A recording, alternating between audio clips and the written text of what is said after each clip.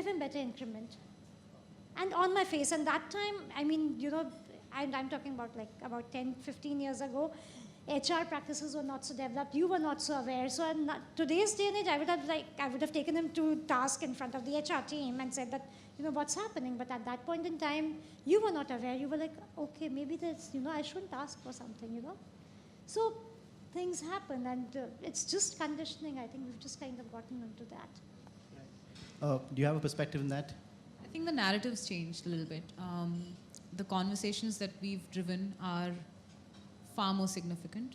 And then there is a filter down effect that happens, right? So as much as it's a glass ceiling, it's also a class ceiling. Like, it's wordplay, I love it.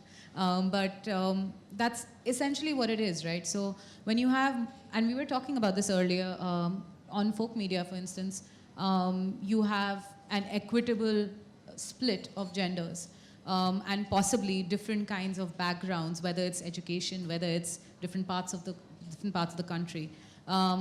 My team in Bacardi, if you look at marketing, 75% women. But the moment you go into sales, and the moment you go into the smaller towns of sales, that thing gets skewed. And one of the things that we can do as a concentrated effort, apart from platforms, initiatives, having conversations like this, is also to make sure that at the very entry level, when we're recruiting, at the very base level for sales, we make sure that that's equitable. Rather than saying, I'm going to have a mandated percentage of women that have to be at the top level, it needs to start from the bottom. And honestly, like you said, it's about not just raising your women to be smarter, more assertive, but to raise your men to be more sensitive, right? To be more empathetic. And that's where I feel like the challenge is not just a female problem. It's a humanity problem. And as long as you agree and you want to be respectful to humans and their points of view, you'll pretty much learn something from it. That's an interesting point you make there about, how to kind of raise our men in the society, because there is a very clear discrimination when you have male ambition versus female ambition. And success clearly does not come without ambition. Now, we've seen that male ambition typically gets celebrated with much fanfare. You're referred to as the alpha male. We were just talking about Yeah, I'm sure. I was actually kind of quietly listening to your conversation there, and I picked it up. Way to go, getting your notes right. No, but genuinely, I've seen this. I mean, my wife is also a founder of a content startup, and I've seen this where I won't lie that I had a slight issue dealing with it when she began. And I started thinking to myself, saying that, am I being a chauvinist here? Because it's so deeply rooted into our psyche, right? And it's true, and I won't deny it. I have no qualms in denying it, that it's very deeply rooted in the Indian psyche, Indian male psyche, where the man is referred to as the alpha male, right? You're spoken of as the aggressive guy, the smart guy, the hot, sexy guy who's really ambitious. The moment the female ambition is laid out on the table, the prefixes become negative. They're nasty, insulting at some point. So does that deter women from putting out their ambition or laying out the ambition on the table in a very bare fashion, just as a man would do it? Because you may fear being judged for that, judged at home, judged at work, because that is really what kind of happens at our workplaces. Yeah, I think over here I'd like to take on Sunny's narrative and the point that she's been trying to make over here. I don't think there is any option but to be able to put yourself out there and to be able to say that I am able to do this better than anyone else. There is no better way to do it than to be able to get comfortable with self-promotion. Men are very, very comfortable with that. Besides, men are raised to believe that there is nothing that you can't do. There's nothing you can't achieve. There's no field, that you can't make a mark in. But women are, I don't know whether we're taught to be. I wasn't taught to be. But why do women naturally have a tendency to have a lot of self-doubt? Women generally tend to be accommodating. It's not just accommodating. Also, I mean, I look at myself. I always approach everything with, I think I need to learn some more. I'm not so sure if I know it absolutely well. I might actually be the most capable person in the room, and I'm still questioning and asking, maybe I need to find out about this as well. Maybe I need to learn some more. It's just... I think that's also what actually makes women better leaders. It's also what makes women better empathetic people managers. But that is not seen like that. You know, it's seen as maybe she's actually not as capable. So there is no shortcut to this, but to be able to train ourselves and train girls to be able to self-promote, to be able to say, I'm good at this, please look at me, this is my work. Exactly as Sunny was saying it, you just have to be more unabashed about it. But Vani, Or sorry. we all need a shot of testosterone. Sorry? Or we all need a shot of testosterone. But just interjecting here for a moment. You know what I really want to understand is, does it deter you today at your workplaces from laying out the ambition, from being the ambitious person that you may be, because that's your personality?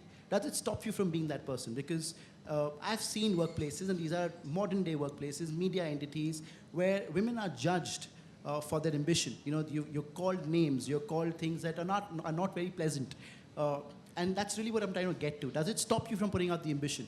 And probably you're kind of keeping it slightly, you're playing it down, and you're keeping it to yourself, unlike, the male boss or the manager who would unabashedly put it out on the table and kind of talk about wanting to kind of be the CEO in the next 3 to 5 years. You don't tend to see too many women talking with that level of aggression. And that's what I'm trying to get to. You haven't been to my office. My employees don't I think they'll like be very when happy I to give come, it to Sunny. them. I can promise you that. They'll be very happy to come to your office. No, Bhavna was talking about this earlier. One can't not be one's true self. You have to be your own true self. And you have to be able to enjoy doing what you're doing. So if surviving at office is an everyday, every moment struggle, where every moment I'm proving to everyone I'm good at this, then at some point in time, for everything that we've said, including taking on the responsibility of being role models, etc., one says, I really don't need this shit. I can do better than this. So it's a question of making sure that we as people are happy. And I think in doing that also, we're being role models to everyone out there. Not just men, not just women, but also men. Because like I said, I think it's important to show others that I have the wisdom and the bravado and the courage inside me to do what makes me happy. Yeah, I agree with you. And I feel as long as you're passionate about what you're doing, and at the end of it, you're proud. Like there's a sense of pride about the work that you do. And I think all of us have that.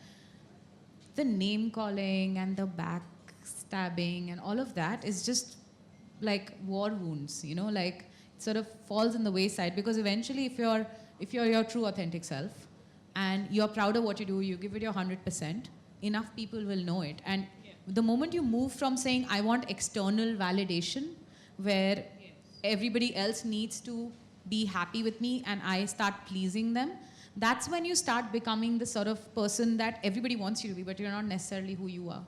So it's so important to sort of be centered and know what drives you. And eventually, if you're doing enough of the right things, people will notice. And Ashita, just to add to that, if you actually look for too much external validation, it falls flat, because people start seeing you as a doubting Thomas, saying that, oh my God, this woman is not confident about herself because she needs 10 people to say that she's on the right track. So just your confidence, just your own personality and the way you conduct yourself, that should come out, and just be authentic and true to yourself. And I think things follow. The things will come to your side if you realize that maybe I don't want to be the aggressive person who wants to put out an ambition saying that I want to be the CEO in 3 to 5 years. There are times when you just say, okay, I might want to be the CEO in 3 to 5 years, but maybe this is not the place which will value me. Yes. And there is something else which I know I'll be able to do far happier and far more genuine to my own self than what I'm doing right now. And that's the decision sometimes. No, I completely agree. And I think, that is not only true for women, that's true for everyone. So here's my problem with millennials, is that no one wants to work anymore. No one wants to put in the time. No one wants to learn their craft. No one wants to, 4 years for school. Who wants to do that? Who wants to start at the bottom when they could call mommy and daddy and be here the next day, but not know jack shit? So this is my biggest issue with what happens in the workforce or anywhere that I've been is no one wants to put in the time. And I'm sorry, here's the deal. You have to put in your time. You have to know your craft or your trade. You have to know what you're talking about. You have to stay up all night long, whether you're a man or a woman, and you have to do that. There is no time for rest when you want to get somewhere in business, and that's just what it is. So whether you're a man or a woman, you have to face the walls, you have to face the ceilings, you have to face all that no matter what. If someone in my office doesn't know what they're talking about, trust me, they hear it from me. And they don't like it, and there's nothing I can do about it. Am I sensitive? Absolutely not. And I don't know, that's just who I am. There's okay, it's a small percentage of sensitivity, right guys? Yeah, a little bit. So there's a little bit, and the same thing goes with Daniel. That was the Indian nod, by the way. Yeah, it's good. Which is a it's yes a and a half no. and half. That's fine, I'll take it. But there is no room for any of that. If you don't know what you're doing, at the end of the day, and you mess up or you make a mistake that I know that you're better than what you've done, then you're going to hear it. And that's just what it is. And that, I think, is in any business. And I think that if you're a woman in the office and you know you're doing a good job and you know you're putting in your time and you know that you're good at what you're doing, any good businessman is going, or woman, if your boss is a woman or it's a man, but we're talking about men being the boss, he's going to see that. He's going to see who you are eventually. Maybe it takes a little bit longer than it does the person next to you who is a man who just seems to be flying his way right to the top. Well, great, good for him. But it might be a slower climb up that ladder. But I do believe any good business person is going to see through the bullshit, is going to see what I call like cutting the fat in business. We cut out the extra fat and we find what is good for us. That's what I believe. I don't sit in an office, unfortunately, so I don't know or feel the things that some women do. I just know what goes on in my office, and I know how I handle business. And I am not so sensitive than Sunny, some of the other it people does are. feel like the kind of environment that you have at your office and the kind of setup that it is far more open, forthright, sort of completely transparent, saying, I don't agree with what you said there. But in a lot of other larger setups, there are so many other politics and dynamics at play, and to navigate them, it does take a lot of energy. But eventually, you kind of know the ways of the game, and you know how to get things done. And I think it's complete credit to you that if you have such an open door policy, and a lot of companies will, on day zero of recruitment, be like, yeah, you walk into the MD's office anytime, and then when you try and get in there for a conversation about your career, you kind of hit the ceiling, right? So I think that's where women do need to know what they're worth, like you said, be far more assertive and put the time in, because entitlement will only get you so far, right? So whether you are a man or a woman, whether you had contacts and you got through, or you sort of just found your way through and it's a smooth sailing thing, eventually you will have to put that time in and be able to do it, whether there are politics at play or not. And if you feel you don't belong, then you just start something of your own like you did. Ashla, taking on from what you said, so we can safely conclude and assume that there is definitely a glass ceiling at work for women, right? Now, let's say you're experiencing it and you're clearly witnessing it. What is the recourse? What do you do? I mean, do you really give in and move on? Or do you stay along and fight the battle? And for how long? Because from what I hear, and I completely agree with that, it's an extremely exhausting battle. These are, deep-rooted psyches that you're fighting. It's a DNA shift that you're talking about. It's a pivotal shift. So for the younger lot that's kind of watching this and that's kind of, hearing you guys talk, what is that you guys would have done in similar kind of situations? So I genuinely believe in, firstly, making sure that you've got the A-team with you. Like, make sure that at your workplace, whether it's a sisterhood or it's a sister and brotherhood, it doesn't matter, but find your tribe. People that you connect with, people who value you and you value them, And eventually, when there are days that you have a terrible time, there will be someone to go back to, and they become sounding boards for what should I do now. And that sort of starts to happen, and that's why when you spend 10 hours at a workplace, you eventually develop those friendships, and those bonds sort of strengthen you and give you perspective as well. Sometimes you'll come back and say, you know what, my boss really messed up, and I'm really angry about it. But they come back and they could say something like, no, you were wrong at this, right? So you need somebody to give you that perspective. It doesn't matter if it's someone senior, someone junior, your own team, colleagues, wherever. But I feel like that's critical to sort of give you that perspective. It could be a parent for all you know, but you definitely need somebody there to navigate. And if you feel passionately and you feel like you're doing the right thing, you will fight for it. And it's not that much of a challenge when you sort of become stronger with it. And if you genuinely feel like I'm worth so much better and I'm never going to get my way through here, you'll go ahead and you'll do your own thing. Eventually, you'll be okay as long as you know what you're worth and you're willing to sort of invest in time and learn things. So yeah, I mean, that would be my sort of 2 cents. If you feel like there's a serious problem, then definitely report it. Speak out. Because you could be setting an example for somebody else who's probably shy to speak out, sees you there and says, you know what, this has happened to me as well. So you have to draw that line. Right. I just want to add to the last bit that she said, which was, there is no choice but to speak up about it. And it's not just about speak out about the big things, but speak out about the everyday small things. Whatever it is, I think the fact that there are few women, there is no running away from the fact that we do bear the burden of making sure that we are changing things or setting a tide which could bring a larger change in the future. Because we have to think about our children, we have to think about how work will be done henceforth. But there is no other way than to be able to speak about it, even if it is tough to talk about it, even if there might be tears shed sometimes, or it may come at the risk of the next promotion, or it may come at the risk of being called the B word, whatever it be. Oh, I love that. You call me a bitch any day. What I learned was it's okay to be a bitch. Exactly, exactly. It's okay. You take pride in being within the bitch. your limits, of course, you shouldn't just be nasty, Yes. but it's okay to put your foot down and be a bitch. Yeah, and yeah, exactly. And say, I am the bitch, yeah, now deal with me, exactly.